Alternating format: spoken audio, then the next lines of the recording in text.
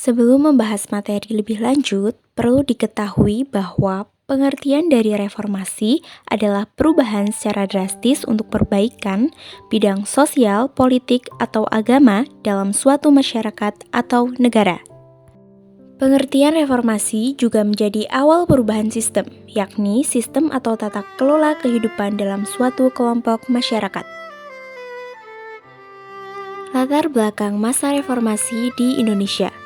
Masa reformasi di Indonesia terjadi pada Mei 1998. Penyebab peristiwa era reformasi adalah krisis ekonomi dan menurunnya kepercayaan masyarakat terhadap pemerintahan Presiden Soeharto. Kepercayaan tersebut menurun karena pemerintah tidak mampu mengatasi krisis ekonomi yang sedang dialami Indonesia pada tahun 1997. Kondisi pemerintahan Indonesia sebelum masa reformasi 1998 didominasi oleh kalangan militer, sehingga demokrasi kurang berjalan dengan baik. Selain itu, perekonomian juga terpuruk, yang disebabkan karena maraknya korupsi, kolusi, dan nepotisme.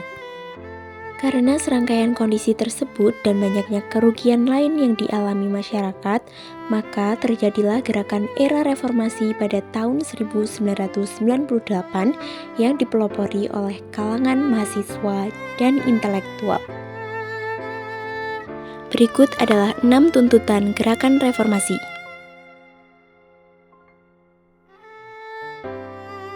Peristiwa yang mengawali gerakan reformasi adalah terjadi pada tanggal 12 Mei 1998 di Universitas Trisakti, Jakarta. Saat itu terjadi bentrok antara aparat keamanan dan para demonstran yang menyebabkan 4 orang mahasiswa gugur dengan luka tembakan. Akibat peristiwa tragedi Trisakti, terjadilah kerusuhan berupa perusakan pertokoan, rumah, perkantoran, dan kendaraan milik warga. Kerusuhan terjadi di banyak lokasi di ibu kota. Sasaran utama dari para pelaku kerusuhan adalah aset milik masyarakat keturunan Tionghoa di Jakarta. Dengan banyaknya kerusuhan yang terjadi, gugurnya 4 orang mahasiswa Trisakti juga turut menyulut api amarah dari kalangan mahasiswa. Salah satu unsur terbesar yang melakukan demonstrasi adalah para mahasiswa. Pada 20 Mei, para demonstran mahasiswa menduduki gedung MPR atau DPR dan mendesak agar Presiden Soeharto lengser dari jabatannya. Dan mereka mulai menduduki pos pemerintahan penting termasuk gedung MPR DPR di Senayan. Akibat ketidakstabilan politik dan ekonomi, desakan dari Badan Legislatif dan seluruh rakyat Indonesia, suatu peristiwa bersejarah terjadi. Pada 21 Mei 1998, Presiden Soeharto secara resmi mengumumkan untuk meletakkan jabatannya. Ia kemudian menunjuk wakilnya B.J. Habibie untuk menggantikan posisinya sebagai Presiden Republik Indonesia di Istana Negara.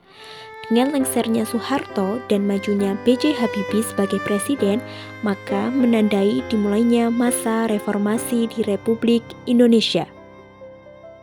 Berikut merupakan perubahan-perubahan penting dalam sistem pemerintahan Indonesia pada masa reformasi. Yang pertama adalah pembatasan masa jabatan presiden dan wakil presiden yang hanya bisa menjabat maksimal 2 periode, di mana masing-masing periode akan berdurasi selama 5 tahun. Yang kedua yaitu pemilihan umum yang lebih demokratis. Sistem pemilihan umum diubah untuk memastikan kebebasan dan keadilan. Pemilu diperkenalkan ke masyarakat sehingga rakyat bisa memilih presiden, wakil presiden, anggota legislatif, hingga kepala daerah secara langsung.